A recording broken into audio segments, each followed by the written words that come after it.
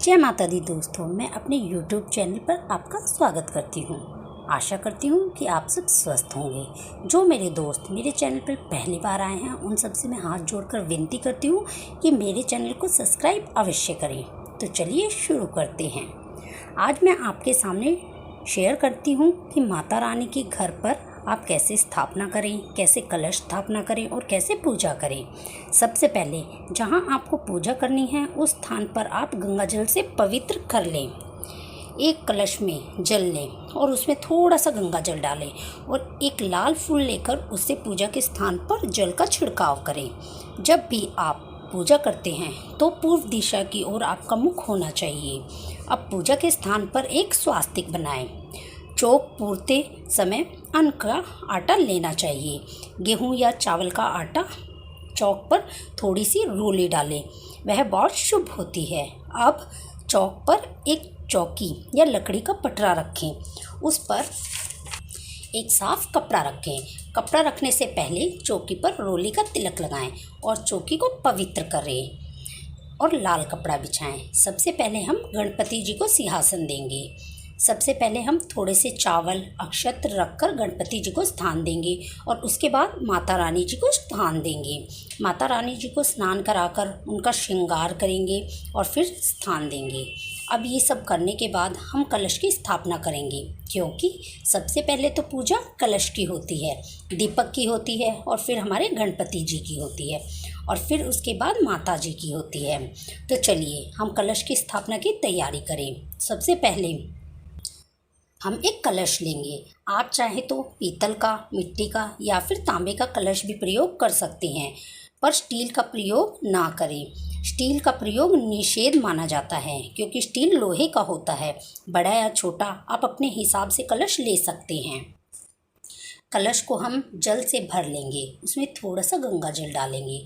कलश पर स्वास्तिक बनाएंगे। स्वास्तिक रोली से बनाएंगे। ध्यान रहे कि स्वास्तिक बढ़ता हुआ बनाना चाहिए, कभी भी सीमित स्वास्तिक नहीं बनाना चाहिए।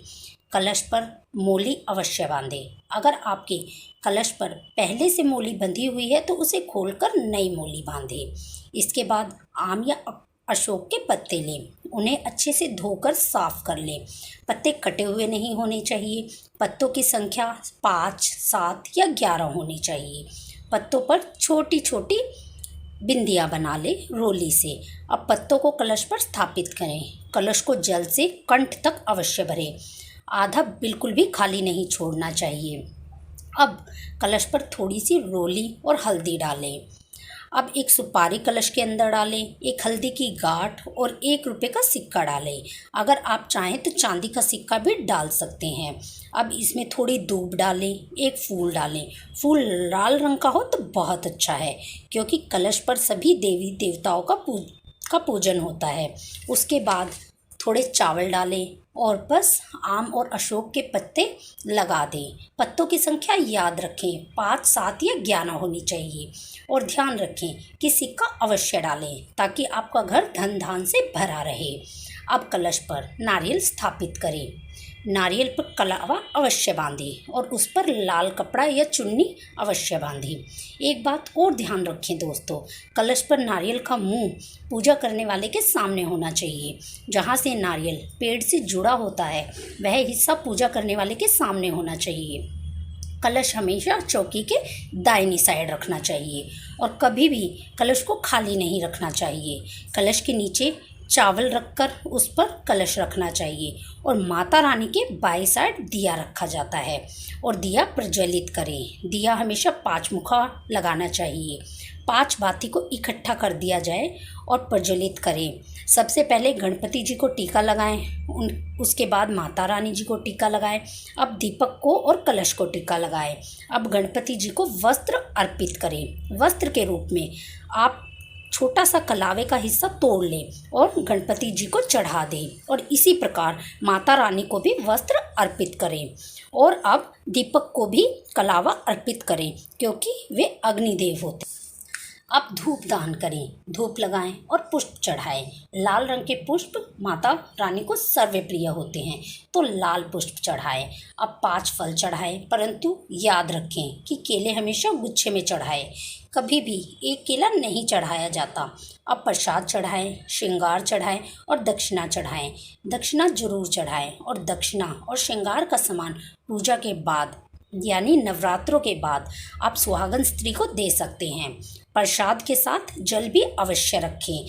हमेशा खाने के साथ पानी भी रखा जाता है।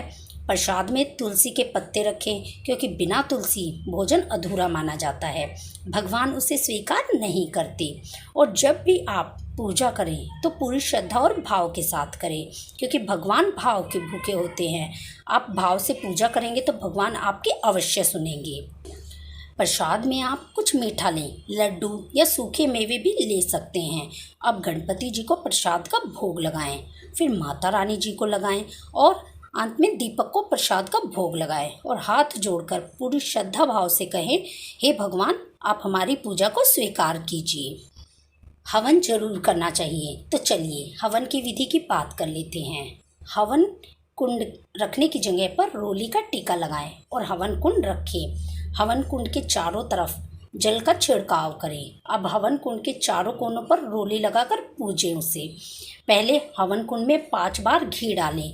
अब हम कपूर डालेंगे और आम की लकड़ियाँ या उपले भी रख सकते हैं और अग्नि प्रज्वलित करें। अब अग्नि में हवन सामग्री की आहुति दें। याद रखें, आहुति 5 बार देनी है और ध्यान रखें कि आहुति हमेशा अनामिका, मध्यमा और अंगूठे की सहायता से दी जाती है। सारी उंगलियों का प्रयोग नहीं किया जाता। हवन में अंत में कुछ मीठे की आहुति दें। बिना मीठे के हवन पूरा नहीं माना जाता। और अब हमें आरती करनी चाहिए। सबसे पहले गणेश जी की आरती करें और उसके बाद माता रानी की आरती करें। आरती अवश्य करनी चाहिए ताकि आपकी पूजा में जो भी त्रुटि हुई है भगवान उसे क्षमा करें और बस हमारी पूजा संपन्न होती है। तो अगर आपको मेरी ये वीडियो अच्छी लगे तो दोस्तों मेरी वीडियो को लाइक एंड शेयर करना ना भूलें और मेरे चैनल को सब्सक्राइब अवश्य करें। धन्यवाद।